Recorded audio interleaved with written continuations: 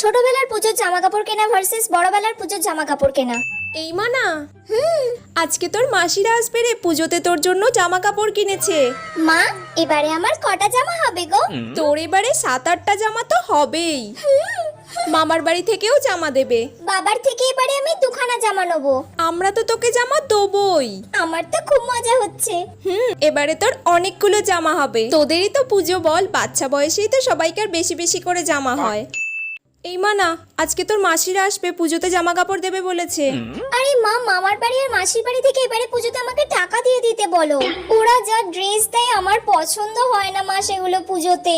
তার থেকে অনলাইনে অনেক ভালো ভালো ড্রেস আছে, আমি অর্ডার দিয়ে দেবো, বাড়িতে এসে দিয়ে যাবে। অনলাইনে কেন কিনবো, নিজেরা বেছে বেছে কিনবো, একসঙ্গে যাবো। মা তুমি প্লিজ ওদেরকে বলে দাও আমাকে যাতে এবারে টাকা দিয়ে দেয়, আর আমরা অনলাইনে যেটা পছন্দ হবে সেটাও কিনে নিতে পারবো। কি যুগ এলো বাবা, সব খালি অনলাইনে।